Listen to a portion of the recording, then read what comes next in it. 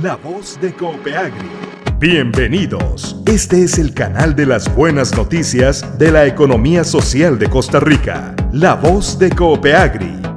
Hola y bienvenidos a esta edición especial de La Voz de Copeagri. Hoy vamos a compartir con ustedes una conversación muy especial con el señor Arnoldo Obando Fonseca, quien es una persona importante en la historia del Cantón de Pérez Celedón y del gran proyecto de la construcción de la carretera interamericana, que es un proyecto importantísimo desde México hasta Panamá y que también tenía una intención de unir también a América del Sur en una integración histórica que nació allá por el año 23.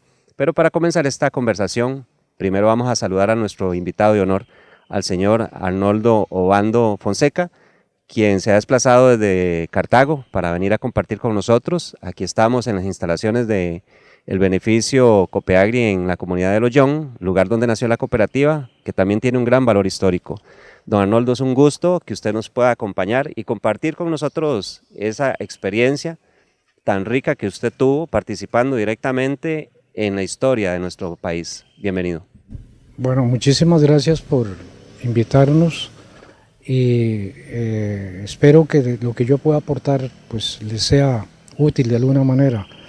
En realidad, pues los años que estuve aquí me permitieron conocer mucha gente y, en fin, inclusive traté de ayudar en el desarrollo del cantón y pues encantado de poder cooperar con ustedes. Le agradezco que para comenzar nos regale una breve biografía de su persona, dónde nació usted, recuérdenos los nombres de sus papás, un poco su familia, y de una vez podemos un poco ver cómo es que aparece este vínculo con la construcción de la carretera interamericana. Bueno, mire, yo nací en Cartago en el año 1929, el 30 de diciembre de 1929. Y fui a la escuela descalzo, ¿verdad? Porque bueno, en esa época casi un 50% creo yo de los muchachillos iban descalzos a la escuela. No éramos una familia que tuviera muchos recursos. Y bueno, estuve ahí esos 6 años y precisamente en ese momento, que fue como por allá por el año 1943, ya habían americanos ahí y tenían maquinaria y todo eso en el sector muy cerca de donde yo vivía. Y yo pasaba por ahí a la escuela y me llamaba mucho la atención ver toda esa maquinaria y gente ahí. Pero, no sé, en esa edad a veces uno, no sé por qué motivo, hace cosas tal vez que no son pues correctas. Entonces yo iba con un chiquillo en la noche ahí y con un fósforo llegaba y desinflaba las llantas de las vagonetas.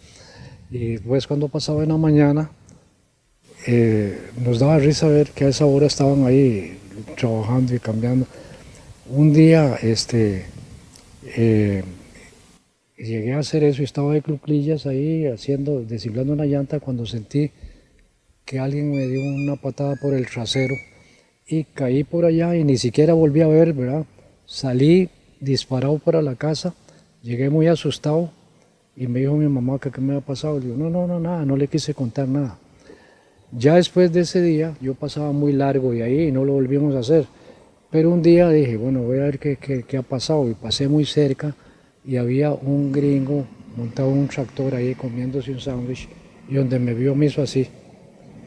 Entonces yo me di cuenta que este era el que me había pateado y bueno, me quedé. Entonces me hizo así, y había un intérprete ahí y le dijo que me dijera que si quería, no, me ofreció un sándwich. Entonces yo cogí el sándwich y tenía miedo de comerlo. Entonces le dijo él al intérprete que me dijera que no era veneno, que me comiera. Entonces comencé a comerme el sándwich, ¿verdad? Y luego le dijo también al intérprete que me dijera si yo quería trabajar. Entonces yo le dije que yo estaba saliendo precisamente esa semana de la escuela, que no sabía hacer nada.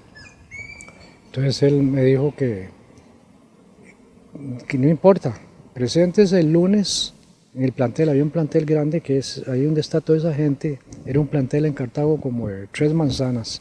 Ahí habían maquinaria y bodegas y todo eso, ¿verdad? Y que me presentara el lunes ahí. Y yo llegué y lo busqué al gringo este. Entonces habló con otro gringo ahí y me dice, bueno, hay un trabajo aquí de office boy. Dice, y usted lo que tiene que hacer es barrer las oficinas, limpiar los inodoros, las ventanas y todo eso. Y le vamos a pagar por eso, por supuesto. Yo traje una cubiertita ahí para que vea lo que me ganaba en ese tiempo. La vamos a ver. Ahí viene un sobrecito, Daniel. Tal vez podemos, entre tanto vemos el documento, recordar la razón por la cual los Estados Unidos, que también estaban atendiendo a una sugerencia de los estados latinoamericanos de entrar en este proyecto. ¿Cuál era el interés? Porque al final el gobierno de Estados Unidos es un gran protagonista en la ejecución de este proyecto. ¿Cuál era el interés? Sí, bueno, el interés, creo yo, como le digo, en el momento de la guerra era por acercarse por la protección del canal de Panamá, ¿verdad? Y creo que debido a eso fue que hicieron el proyecto a través de la montaña para que no, es decir, para tener menos riesgo, digamos, y poder también tener una vía pues, rápida para llegar al canal por tierra, tal vez con, qué sé yo, en ese momento no había aquí ninguna arma pesada, ni tanques, ni nada, pero podría usarse en algún momento. Y también, luego de que ya pasó la guerra, pensaron en la posibilidad de hacer esta carretera panamericana para cuestiones de comercio, ¿verdad? Ellos pensaron que era también una buena oportunidad para vender sus productos, carros y todas esas cuestiones que fabricaban Estados Unidos. Y entonces creo que esas dos fueron tal vez las dos cosas más importantes que pensaron, ¿verdad? Me interesa mucho que muestre el documento. Sí. ¿Qué podemos leer en ese documento? Ya lo vamos a ver en las tomas de nuestro compañero Steven. Obando Fonseca Arnoldo Minor, que quiere decir menor, porque no tenía, estaba con 13 años, ¿verdad? Y ganaba por 52 horas de trabajo a 60 céntimos cada hora. Esto eran 31 colón con 20 céntimos por 52 horas de trabajo. O sea, eso era 2 semanas más o menos de trabajo. ¿Sí ve? 1944, aquí está mi firma. Y era con la compañía Ralph y Mills Company, que fue la compañía que llegó hasta Villamills, por eso se llama Villamills ahí. Era una compañía que el Bureau Public Roads contrató para hacer esa parte del proyecto. Luego ya en San Isidro, después le contaré eso, ya trabajé yo para el Bureau Public Roads, cuando ya Milton estaba ahí, toda esa gente, pero bueno, eso fue, ya, esto estamos hablando aquí del año 44, y eso fue ya en el 49 que llegué yo a San Isidro. Los invito para que se queden en nuestra compañía. Vamos a hacer una brevísima pausa para mostrar algunas de las cosas interesantes que estamos desarrollando en este momento y ya regresamos para continuar con esta conversación con don Arnoldo Obando, que nos está rescatando la historia en este programa especial. Ya volvemos. Confíe su salud a Clínica Médica Coopeagri. Servicio de odontología a su alcance. Llame y reserve su cita al teléfono 2771-4496. Clínica Médica Coopeagri. Grita gol y celebra el máximo el Mundial con Café del Valle. Participa en nuestra dinámica de penaltis en los supermercados y puntos de venta. Grita gol y podría ser el ganador de un sillón reclinable, pantalla de 40 pulgadas y una camiseta de la Selección Nacional de Costa Rica. Compra Café del Valle y grita gol con nuestra promoción mundialista. Aplican restricciones. Gracias por continuar con nosotros en esta edición especial de La Voz de Copeagri. Hoy conversando con Arnoldo Obando y rescatando la historia de la carretera interamericana, la historia de Costa Rica. Don Arnoldo, ¿cómo se desarrolló este proyecto en Costa Rica? Porque es un proyecto que va de frontera a frontera. ¿Cómo se desarrolló? Bueno, creo que eso es más o menos lo que hemos venido hablando, ¿verdad? Es decir, los propósitos, la cuestión de la guerra, el comercio y mucho costarricense aprovechó la oportunidad para aprender muchas cosas, porque muchas de esas personas que están en esa fotografía que yo traje ahí eran personas que trabajaban en agricultura allá en Cartago, en otras actividades, y se convirtieron en mecánicos, en operadores de maquinaria, en fin, una serie de cosas. Yo mismo tuve pues la suerte de, a través de mi mamá, conocer una señora que había estudiado, es decir, en Inglaterra, y ella me enseñó inglés, y eso me sirvió mucho porque, bueno, como yo trabajé con estos americanos, pues después el idioma me sirvió mucho ahí, y logré inclusive tener mejores puestos en el futuro. Ya cuando yo vine aquí a San Isidro, yo vine como asistente administrativo del proyecto y tenía que ver con toda la parte administrativa desde San Isidro, no hasta la frontera, porque allá había otra empresa, la Foster y Williams, que trabajaba allá, pero sí hasta Platanares de Buenos Aires era el proyecto en el que yo trabajé, y tenía que ver con planillas, con costos de operación de los campamentos y una serie de cosas de esas que aprendí ahí, porque como le digo, yo fui solo a primaria y eso lo aprendí con las gentes que me enseñaron eso, de que eran mayores que yo desde que estaba comenzando allá a trabajar. Ellos se encargaron de enseñarme muchas cosas, contabilidad, en administración y todo eso, y me permitió pues llegar a desempeñar ese puesto aquí en San Isidro. Yo era el encargado de seleccionar personal ya cuando comenzó la construcción y todas estas cosas, ¿verdad? No sé si hay algo más que...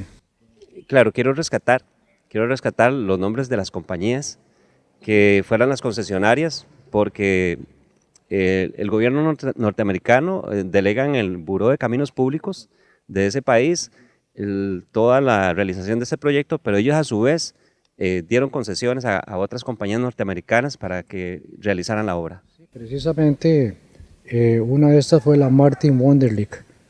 Esta empresa estuvo bastante tiempo aquí en San Isidro y tenía bodegas y todo en ese sector ahí por el río Jilguero, y fueron los que construyeron el Hospital Viejo, que es como lo llaman ustedes, para sus empleados en ese tiempo, porque bueno, había muchos problemas de salud, gente, contaminación, es decir, con problemas ¿Mm? Sí, todo eso.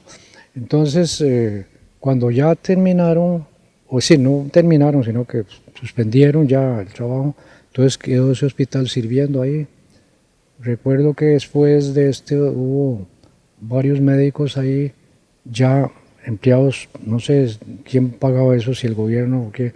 Estuvo el doctor Drexler y estuvo Manuel Gavarain, no sé si ha oído hablar de don Manuel Gavarain, un español que vino, que entró por Golfito, no sé, pero era médico. Y él estuvo a cargo de ese hospital ahí. Recuerdo una anécdota importante en este momento, que fue en la época que estaba este médico aquí, Manuel Gavarain, cayó un avión de TACA en Santa Rosa. Y yo fui con Milton Fonseca ahí y con Wilson, un negro que había aquí, que este negro creo que era el único negro que había aquí en San Isidro. Y fue una persona, por cierto, que dio mucho. Él fue uno de los que estuvo construyendo el local de la Cruz Roja, en fin, reparaba cosas en las casas ahí, planchas y cosas de ese tipo. Y él trabajaba ahí y era una persona muy servicial. Yo creo que él tiene familia aquí, los Wilson, no sé si hay, yo creo que unos hijos de él tuvieron un negocio aquí, algo, un restaurancito o algo así. Y cuando cayó este avión allá, fuimos en jeep hasta donde se podía llegar con jeep y luego caminamos a pie y murieron, que yo recuerde, 2 personas ahí, el piloto y una muchacha de apellido Beita, de Volcán, de la familia Beita, y los demás pudieron salir por sus propios pies ahí. Era un avión, no eran aviones muy grandes en ese tiempo, no sé si tal vez unas 15 personas, algo así. Hablando de aviones, a mí me tocó viajar mucho en las avionetas pequeñas que tenía la compañía Aerovías del Valle. ¿Usted ha oído hablar de Aerovías del Valle? Creo que sí. Sí.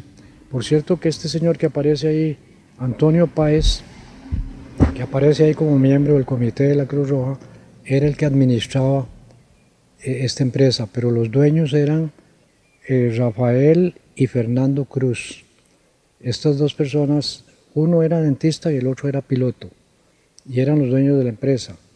Y precisamente de donde está la esquina sur oeste del parque, a unos 100 metros al sur, poquito antes de llegar a la esquina, ahí estaba la oficina del dentista, y estaba también la de don Mariano Figueres. Él no era Ferrer, no recuerdo. Sí, Mariano. ¿Mm? No, el papá de José María Figueres Ferrer. Ya. Sí, era el viejito, don Mariano, el doctor, sí. Y él tenía una enfermera ahí que decían que también era la compañera sentimental, porque yo creo que ya la esposa de él había muerto. Ellos eran de San Ramón, y entonces él se había venido aquí a trabajar a San Isidro y tenía ese consultorio ahí. Bueno, esta señora fue la que donó el terreno para hacer ese primer local de la Cruz Roja ahí. Doña Teresita, tal vez si usted dice que conoce a Eloy Barbosa, yo creo que él está vivo todavía, ahí lo encontré de nuevo, sí, en esa hoja. Él le puede decir el apellido de esa señora, él la conoció muy bien, sí. Bueno, estas personas, como le digo, hicieron bastante por el cantón, y cada vez que hubo problemas, cualquier clase de fenómenos, como por ejemplo esta cuestión de esa vez que llovió mucho ahí y todo eso, Tommy Brower entregaba, es decir, seguro él pedía permiso a sus jefes allá en San José, y la maquinaria trabajaba arreglando calles aquí del cantón, puentes y todo eso.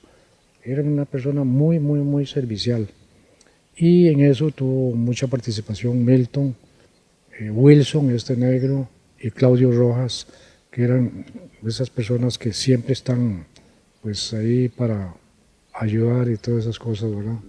Me interesa rescatar en este segmento cómo este proyecto es mucho más que la mera construcción de una vía de comunicación, sino que también es un encuentro de culturas, que también seguramente para nosotros en el país también tuvo un impacto la tecnología que traían las compañías para el desarrollo del proyecto, y otros temas que lógicamente tenían que salir a flote, como por ejemplo los hábitos, temas como la alimentación. ¿Cómo es que este proyecto ha tenido impacto en nuestra forma de ser, en el desarrollo de nuestras comunidades? Porque también hay pueblos, localidades que fueron bautizadas con nombres relacionados con compañías, con personas que tuvieron que ver en este proyecto. Le agradecería también si nos puede recordar los nombres de los norteamericanos que recuerda usted que fueron más influyentes en este proyecto. Bueno, primero, con respecto a esta cuestión, sí vinieron a hacer muchos cambios, ¿verdad? La gente aquí pues estaba acostumbrada a comer arroz y frijoles y huevos y cosas así. Ellos vinieron se instalaron en lugares. Yo estuve el último año que yo trabajé acá, que fue en el 61, en un campamento en Cacao, ahí donde está el río Cacao, antes de llegar a Buenos Aires. Y para decirle, por ejemplo, en la forma que trabajaban, vinieron, buscaron un río con agua más o menos limpia, se instalaron unos tanques, inmediatamente cloro para que el agua no se contaminara. Trajeron 2 plantas eléctricas Caterpillar grandes y comenzaron a hacer los campamentos. Y en esos campamentos había hasta una lavandería, había una bodega, es decir, ¿cómo se llama? Congelada para que las carnes y todo que estaban guindando ahí se mantuvieran y todo eso. Fíjese, allá por Volcán en esa época, en el año 61, ¿verdad? Y por ejemplo, el desayuno, por decirle algo, siempre daban una taza grande de algún cereal, podía ser atol, avena u otro, daban huevos, el famoso desayuno americano, huevos con jamón, todas esas cosas, café, queso, en fin, era un almuerzo, ¿no? Y eso se lo daban no solo a los funcionarios importantes, no, a los peones, los cadeneros que llaman, que son estos que asisten a los topógrafos, a todo el mundo, ¿verdad? Igual. Es decir, no había ahí diferencia. Igual en los campamentos eran barracones con catres y semanalmente le cambiaban a uno la ropa de cama, ¿verdad? Sábanas, fundas y todo, porque había lavandería. No sé si usted conoció a don Víctor Blanco, ¿no? No. Don Víctor Blanco era el encargado de la lavandería y era carpintero. Él hacía muchas cosas, era una persona que trabajaba, como dicen, en todo, ¿verdad?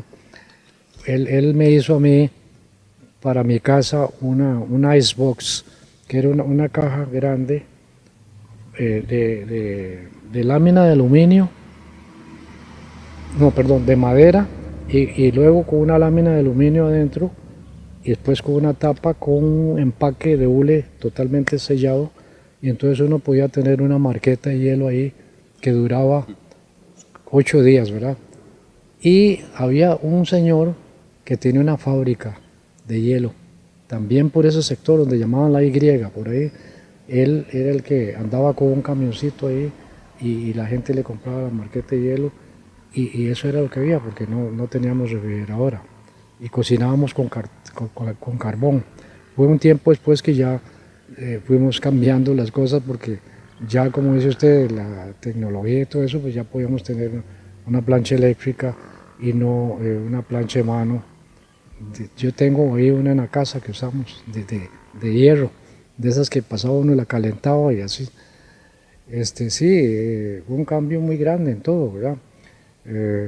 Puedo decirle que, por ejemplo, en Villamils, que era un lugar bastante inhóspito allá en el Cerro de la Muerte, ahí igual habían hasta cocineros extranjeros, había un italiano que se llamaba Quinto Cavallari y todo, la comida excelente, y habían inventado, por ejemplo, las cocinas grandes que tenían muy grandes, por la chimenea, ese calor, ese humo, lo aprovechaban y habían puesto una tubería por todos los dormitorios para que calentara un poco en la noche ahí. Una calefacción. Sí, pero claro, es decir, muy, ¿cómo se dice? Rústica, ¿no? Claro. Pero sí, servía de mucho. Y entonces la gente tenía pues una calidad de vida muy importante porque había muy buena comida, se dormía bien, con bastantes cobijas y había un radio para comunicarse con San José, con los otros campamentos que habían allá en Esparza, había uno en Macacona, y con San Isidro. Bueno, tal vez no estamos viendo ahorita eso, pero son cosas que me voy acordando. Esta radio se usó mucho ahí en la época de la Revolución, porque don Pepe Figueres manejaba todo lo que era la parte desde La Lucha, allá el Empalme, hasta San Isidro. Todo ese territorio ahí, viajaban para allá y para acá los combatientes y todo eso.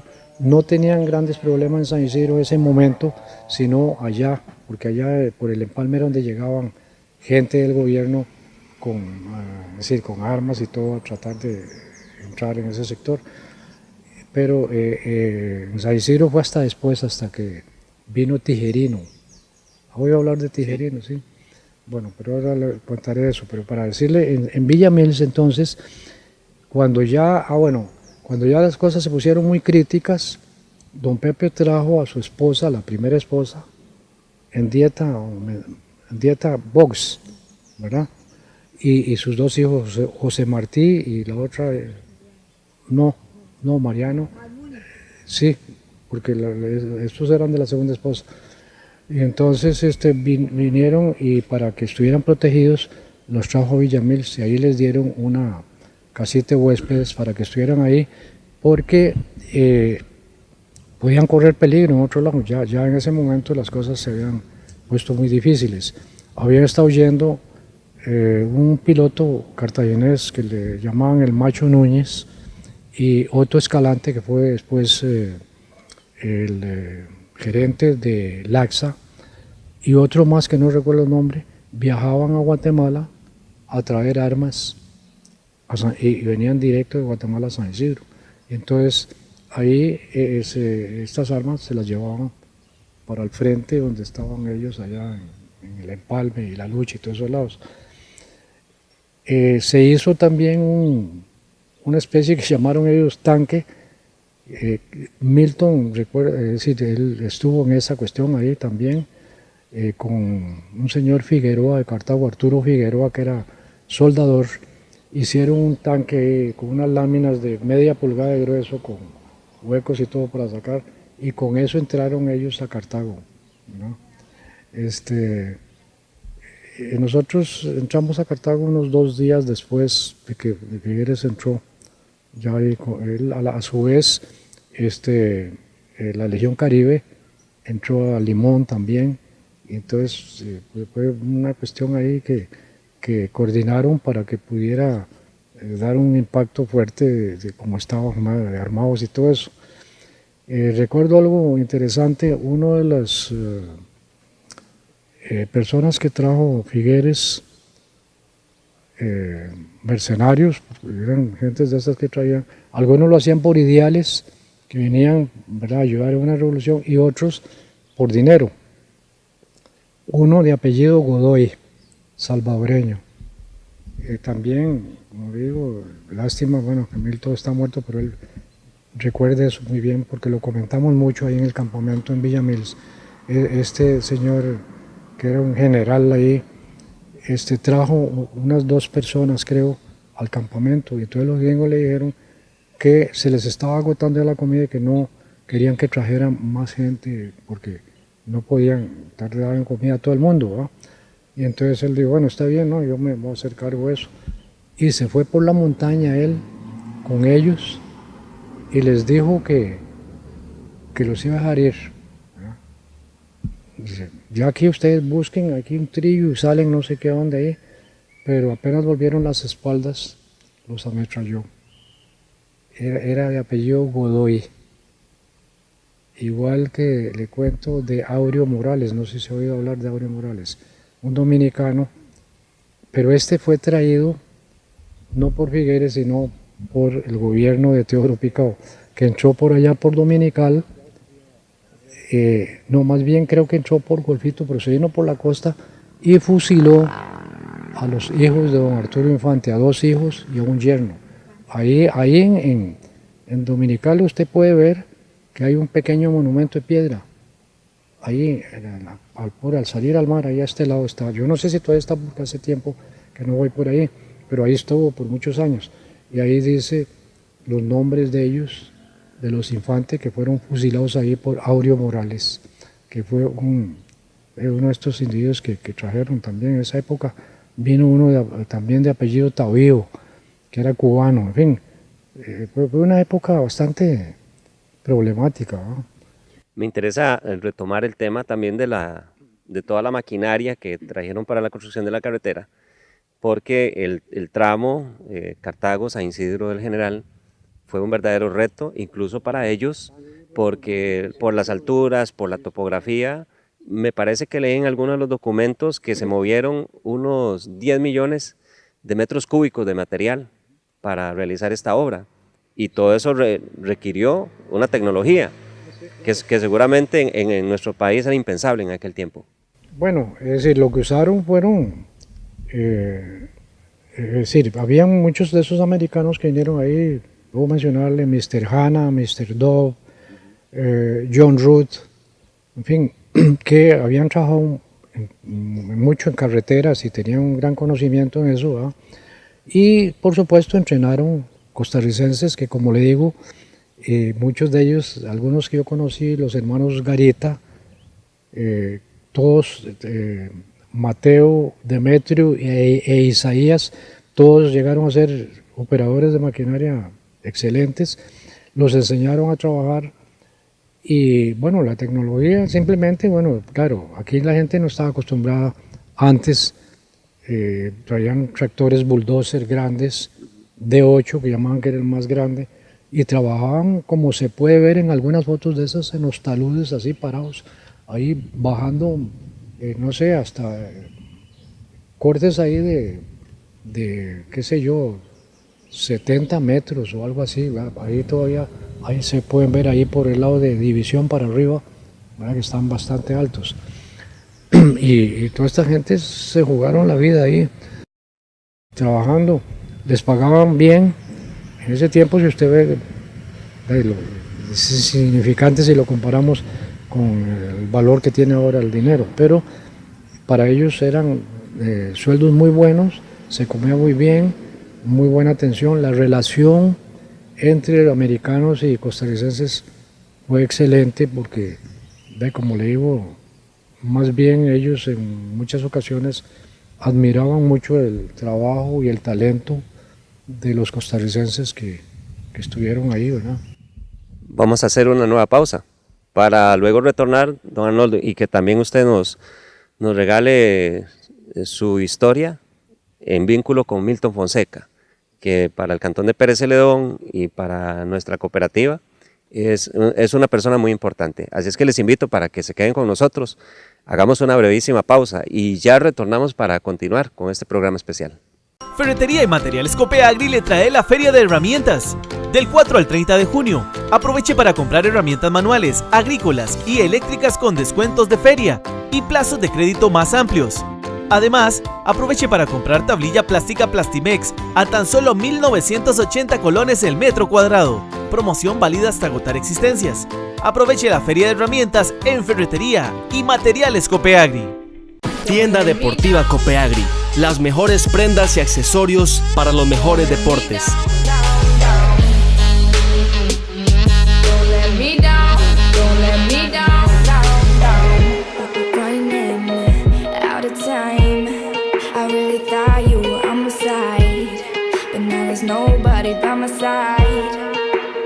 Tienda Deportiva Copeagri, contiguo a Supermercado Copeagri Palmares. Continuamos con este programa especial de La Voz de Copeagri con el señor Arnoldo Obando. Arnoldo, nos interesa mucho su experiencia en relación al señor Milton Fonseca Balmaceda, quien descansa en paz y que fue una persona muy importante para nuestra cooperativa, pero también para la región, para el Cantón de Pérez Celedón. ¿Cómo lo conoce usted? ¿Es en el contexto de este proyecto, de la construcción de la carretera? Correcto. Fue ahí precisamente donde lo conocí a Milton, primero en el empalme, porque fue donde trabajó primero él, y estaba muy joven por aquella época, y estuvo trabajando como salonero ahí. Y luego él, tiempo después, se metió al taller mecánico y llegó a ser el jefe del taller mecánico en San Isidro, ¿verdad? Y a tener un rol muy importante ahí en cuanto a todo lo que era relacionado con la mecánica, porque no sé si lo habíamos grabado ya, pero él tuvo mucho que ver en épocas en que hubo problemas, fenómenos naturales, digamos, aquí en Pérez Celedón, a través del jefe nuestro, que era Tommy Brower, logramos conseguir que él prestara el equipo, ¿verdad?, totalmente gratuito para arreglar puentes y caminos, que eso pues le hubiera costado un montón de plata a la municipalidad, por ejemplo, ¿verdad? Y él fue una persona que siempre estuvo muy atento a servir a la comunidad, ¿verdad? ¿Era un hombre de confianza para la compañía norteamericana? Sí, claro que sí, muy de confianza, ¿no? Sí, él tenía muy buena relación no solo con Tommy Brower aquí, que era el jefe aquí, sino también con los ingenieros que trabajaban en el proyecto de Cartago, en fin, Villamils, e inclusive con el jefe que era Mr. Hashberger, el ingeniero residente en Costa Rica. Cuando usted le conoció, don Arnoldo, Milton reflejaba ese espíritu de liderazgo, ese espíritu también emprendedor que fue una de las características que le llevó a ser protagonista en la fundación de no solamente de la cooperativa, sino también a pensar en grandes empresas como fue la instalación de una industria azucarera aquí en la región. Se reflejaba ya en aquel tiempo esas características en esta persona, en don Milton. Sí, cómo no. Él inclusive, no me lo ha mencionado usted, pero también se metió en la parte de, él creo que tuvo una finquita de arroz en Sierpe, no sé si usted sabía, sí, porque ya él, es decir, quería independizarse y estaba pues con ese gusanillo, como dicen siempre, de emprender cosas.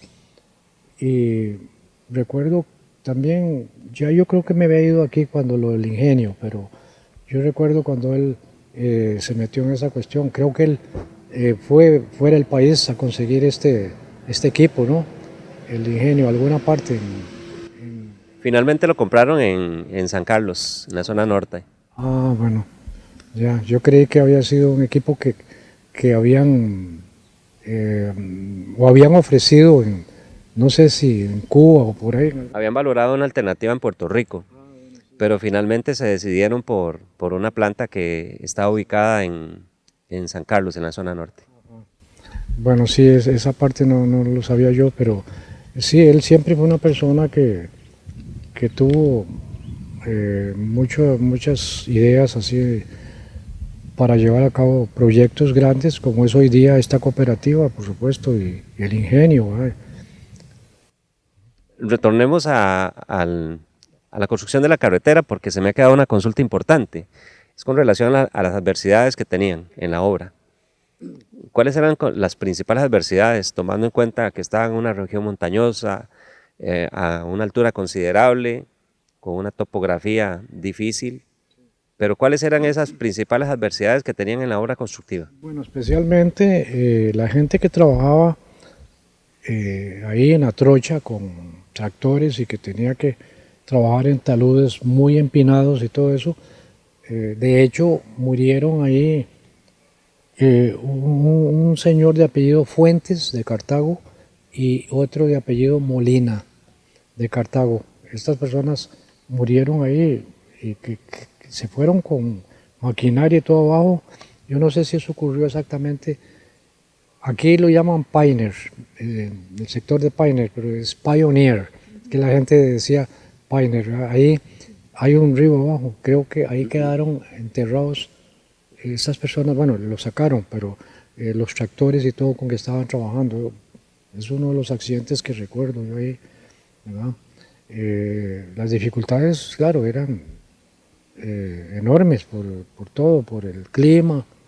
Es decir, el instalar cosas, por ejemplo, hubo un quebrador allá casi en el cerro, por donde llaman Estaquero, ahí hubo un quebrador y recuerdo que ahí también ocurrieron algunos accidentes que no recuerdo bien, pero en fin, sí, eso era, como digo, en trabajos de ese tipo pues siempre hay, a pesar de que ya los americanos, como era lógico, por ejemplo, digamos, al principio la gente le trabajaba, por ejemplo, en el taller de carpintería sin nada, sin ninguna protección. Pero entonces ya trajeron anteojos grandes que le cubrían casi toda la cara y en lugar de llevar la sierra ahí con la mano hasta acá, tenía un protector y todas estas cosas para seguridad de las personas, ¿verdad? Eso era parte de la tecnología que aquí la gente no estaba acostumbrada, ¿no? En el tiempo que tardó el proyecto, ¿recuerda usted si hubo algún brote, alguna enfermedad o algún padecimiento Y también quería consultarle si recuerda de otros accidentes que pudieran haber y también cómo era la reacción de los norteamericanos cuando sucedían estas situaciones. Bueno, no, la reacción de ellos era siempre muy solidaria. Sí, ellos siempre precisamente tenían, allá en Villamil hubo un pequeño sector ahí donde estaban los campamentos, donde estaban dormitorios y cocina y comedor, en donde había un médico con cirugías menores y cosas para auxiliar a cualquier persona, por ejemplo, que se cortara un dedo, cosas de ese tipo. Así que siempre. Mientras pasa ese... Sí, allá. Mientras pasa el... No, malaria ahí no. Tal vez malaria había aquí en las zonas bajas, en Dominical o esos lugares, pero ahí no. Bueno, sí, eso sí, por ejemplo, en los campamentos acá donde estuve yo, era muy corriente que los gentes que iban en la trocha, los peones, que iban cortando ahí para que los topógrafos pudieran poner ¿cómo se llama? El trípode. Sí, el trípode ahí, todo eso. Más de una vez tenían que ir, mataban culebras. A veces llegaban y apuntaban en la noche, hoy maté 3 y cosas así, ¿va? Una vez en el campamento ahí en Volcán, estábamos afuera, había un palo de mango ahí y estábamos por ahí y entonces vimos como una terciopelo se iba metiendo por los alambres que habían, ¿verdad? De que venían de donde estaba la planta eléctrica a subirse, meterse en el cielo raso del campamento. Pero hubo una persona ahí que la mató antes de que llegara. Y otra vez, el salonero que arreglaba todos los días la cama, ahí, el camarero, como lo llamaban, se encontró debajo de una cama una terciopelo arrollada ahí. Se llevó tremendo susto, ¿verdad? Porque es decir, la mataron también, pero era muy corriente. Sí, es decir, nosotros vivíamos ahí por la Tormenta, llaman barrio Boston ahora, ¿no? Sí. Por ahí. Ahí de la Tormenta como unos 75 metros. Y una vez se nos metió una culebra a la casa también. Sí. Vamos a hacer nuestra última pausa y vamos a retornar para hacer un recuento de algunas anécdotas o algunos elementos en esta historia que puedan ser importantes. Les invito para que continúen en nuestra compañía. Ya regresamos. Confíe su salud a Clínica Médica Coopeagri. Servicio de óptica a su alcance. Llame y reserve su cita al teléfono 2771-4496. Clínica Médica Coopeagri. Grita gol y celebra el máximo al mundial con Café del Valle. Participa en nuestra dinámica de penaltis en los supermercados y puntos de venta. Grita gol y podrías ser el ganador de un sillón reclinable, pantalla de 40 pulgadas y una camiseta de la Selección Nacional de Costa Rica. Compra Café del Valle y grita gol con nuestra promoción mundialista. Aplican restricciones. Continuamos con este programa especial compartiendo con don Arnoldo Obando la historia del Cantón de Pérez Celedón, la historia de la construcción de la carretera interamericana. Estamos en este último segmento y me gustaría que pudiéramos rescatar algunas anécdotas que se nos hayan quedado fuera de la conversación que hemos tenido anteriormente. Recuérdenos esa anécdota, por favor, de esa avioneta y de esa misión humanitaria que ustedes tuvieron con un chico indígena. Sí, bueno, una oportunidad tuve que ir a Buenos Aires. Teníamos que ir a hacer un trabajo allá que nos mandaron aquí, que no recuerdo ahora qué era, y llegamos aquí al campo de aterrizaje. Llamo campo de aterrizaje porque no era un aeropuerto, era apenas una sabana ahí que a veces en invierno se llenaba de barro y agua y las avionetas despegaban, iban haciendo zigzag ahí por el barro, ¿verdad? Llegamos ahí en la mañana, nos habían citado para las 6 de la mañana. Digo llegamos porque yo iba con un señor, René Hudson, que iba conmigo para allá. Y nos dijeron que no se podía hacer el vuelo todavía porque había muy mal tiempo, que habían avisado de allá a Buenos Aires que no se podía estaba oscuro, que llovía y no sé qué. Entonces esperamos ahí unas horas y como a las 9 de la mañana vino el piloto y preguntó de nuevo, dice, no, ahí sigue el tiempo mal, ¿verdad? No mejora mucho. Entonces él dice, bueno, es que si nos quedamos aquí vamos a perder el día, no sé qué. Entonces autorizaron el vuelo. Este señor, don Antonio Páez, dice, bueno, si usted cree que se puede hacer, dice, sí, vayan y se montan ahí. Las avionetas eran pequeñas y usted podía ver lo que hacía el piloto y todo, porque aquí iba el piloto, digamos, ¿verdad? A la par iba un pasajero, porque no había copiloto ni nada de eso. Atrás iban, no recuerdo si éramos 2 o 3 personas, pero era así, uno apretaba así. Y la puerta, entraba uno, cerraba uno con un picaporte. Picaporte era lo que cerraba uno así, ¿verdad?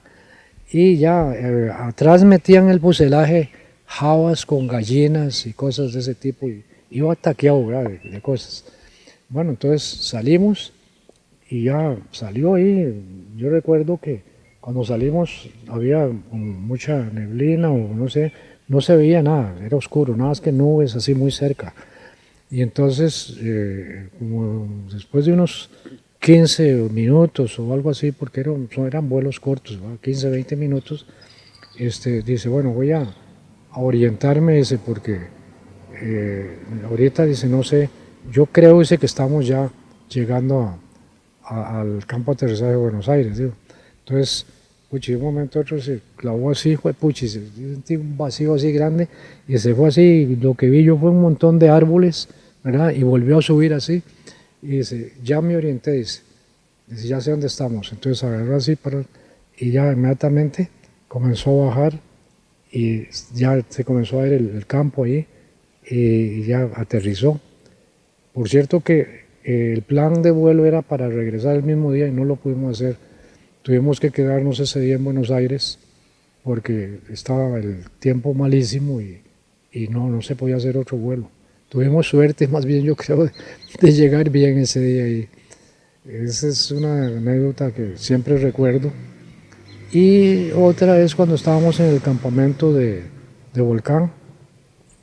Una noche estábamos ahí reunidos ahí, la gente se ponía a jugar ajedrez o jugar ping-pong y llegó un señor con una lámpara muy afectado y nos dijo que a un chiquito él le había mordido una culebra venenosa, ¿verdad? Y que necesitaba ver si podíamos ayudarle en algo. Entonces había ahí, yo no había tenido esa experiencia de saber poner una inyección, pero sí había un compañero, Claudio Gallardo, que sí sabía, y tenían ahí suero antiofídico. Entonces dice, no, vamos, y me dice, ¿me acompañas? Me dijo Cuto, ¿verdad? Y entonces le dije, sí, claro. Y nos fuimos con el señor y estaba lloviendo mucho. Recuerdo haber pasado una quebrada que había que pasarla por una tuca que habían puesto de un lado a otro. Y estaba resbalosa y se oía el río abajo, ¿verdad? Ya, imagínense, estaba lloviendo mucho. Y bueno, yo dije, pues pasamos y por dicha logramos pasar al otro lado, ¿verdad? Y llegamos allá a la casa en un lugar que se llama Cordoncillo, que todavía creo que existe, está al norte de Volcán. Y fuimos a la casa y estaba el chiquito bastante mal, ya comenzaba a vérsele en los poros puntitos de sangre y todo eso. Y entonces se le puso primero una inyección, la ponen aquí, usted sabe, en esta parte, en esta forma aquí. Y puso una primera inyección y me dijo que esperáramos un rato a ver la reacción, el compañero de trabajo. Y esperamos ahí, no sé, como 1 hora o 2 horas y vimos que había reaccionado bien. Entonces, bueno, le va a poner otra dosis, puso otra dosis y nos vinimos y el Señor nos vino a acompañar de nuevo hasta el campamento. Era como 1 hora y media a pie por la montaña ahí. Era hasta peligroso porque por las mismas culebras y por el río y todo eso, por donde hemos pasado, bueno, pero por dicha llegamos bien al campamento y luego supimos por el mismo señor que vino a decirnos que el chiquito se había salvado al día siguiente, que estaba ya bien y bueno, pero muy agradecido, ¿verdad? Le salvamos la vida al chiquito.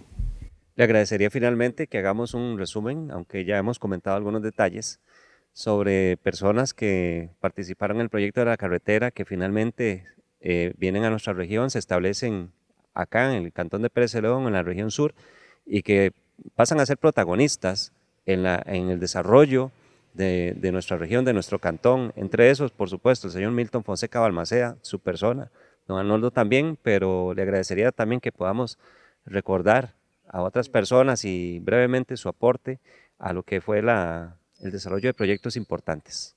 Bueno, más bien cuando yo vine acá, había recién pasado la revolución y había habido unos combates ahí en la plaza. Era una plaza donde está el parque y todavía habían trincheras ahí y había lugares donde habían huecos donde habían tirado bombas y por la Y, ya bueno, así llamaban ahí, todavía llaman la Y, allá por la iglesia, para allá.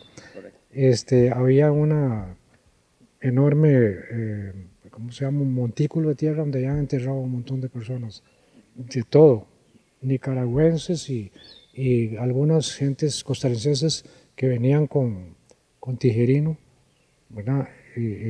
Porque él perdió esa batalla ahí. Ahí estuvieron, yo creo que estuvo Milton, yo nunca combatí porque yo estuve siempre trabajando allá con los americanos y cuando me tocó venir ya había pasado todo eso.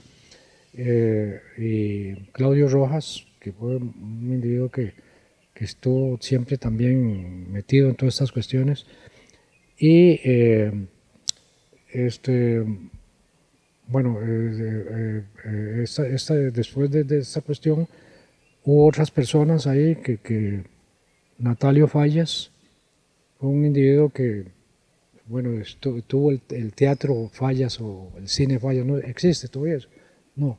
Ya como tal no existe, es un centro comercial lo que hoy lleva ese nombre. Y estaba también otro cine por allá, bajando por ahí, por ese caminito que hay de la pulpería esta famosa de la Tormenta, por ahí había otro cine en la pura cuesta ahí. No recuerdo cómo se llamaba Un cine que se llamó Arelis. Sí, bueno, ahí había ese cine. Y estaba también una persona que yo recuerdo que fue muy útil aquí en San Isidro, porque creo que fue, si no fue el primero, fue de los dos primeros que hubo farmacéuticos. Oldemar Chavarría y un señor Soto, que tenía Oldemar Chavarría tenía la farmacia. Bueno, es que, como le digo, ahora yo no sé qué hay ahí, pero al frente estaba Tuto Pereira, no sé si había oído hablar de Tuto Pereira, claro, con un almacén. Y al otro frente estaba un señor Durán que tenía una ferretería. Estas personas tenían negocios muy importantes, que era una ferretería, farmacia, y también ahí tenía un negocio don Zenén Quirós. Don Zenén Quirós era un señor que tenía una finca y que nunca usó zapatos, ¿verdad? Era algo importante, una anécdota de él es que una hija de él se casó con un médico que vino aquí a San Isidro e hicieron la ceremonia en la iglesia de Santa Teresita en San José y él fue vestido todo con corbata y todo y descalzo. La hija muy orgullosa del brazo de él, todo el mundo volvía a ver y le tomaron fotos y de todo, él no le dio importancia. Y otro señor, don Isaías Retana, que es una persona, un agricultor de la zona acá de Pedregoso, ya murió también. Yo creo que... colegio que lleva el nombre de él. ¿Ah, sí? Sí. Ah, bueno. Que fue un señor que estuvo haciendo investigaciones porque era un autodidacta, es como se llama, ¿no? Porque él nunca estudió y hacía toda clase de injertos y cosas y había unas naranjas Washington, así tamaño, y ¿cómo se llama? Manzana de agua, tenía montones de cosas ahí en la finca. Y yo tuve buena amistad con él, yo iba de vez en cuando con mi esposa ahí a visitarlo y siempre venía con un saco de naranjas y todo eso. Este señor me parece que fue una persona muy muy importante en el desarrollo de aquí de la zona.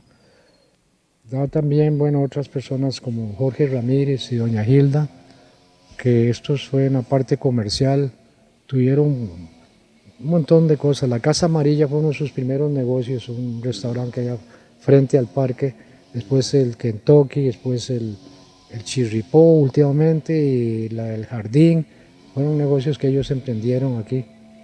Ya ellos estaban aquí cuando yo vine, pero bueno, son de estas gentes que uno siempre recuerda que hicieron grande el cantón.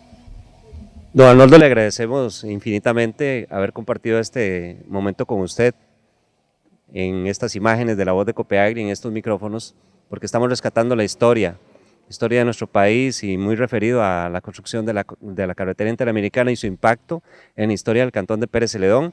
También es importante mencionar que además de este diálogo que hemos tenido con don Arnoldo en este día, existe un documento de una investigación que realizó su hija Alejandra, que fue a hurgar entre los documentos del Congreso de los Estados Unidos. Hay fotografías, hay documentos que están integrados en esta investigación que tenemos en posesión nuestra, gracias a que Alejandra nos ha dado una copia, que complementan todo lo que nosotros estamos hablando y que por supuesto que están a disposición de todas las personas que quieran consultar este material para conocer más profundamente todo este gran proyecto que se ejecutó entre los años 30, 40 y culminó en los años 60, pero que tienen ese impacto tan fuerte en lo que es la historia de nuestra región. De verdad que muchas gracias, don Arnoldo, por la gentileza que ha tenido de concedernos esta entrevista.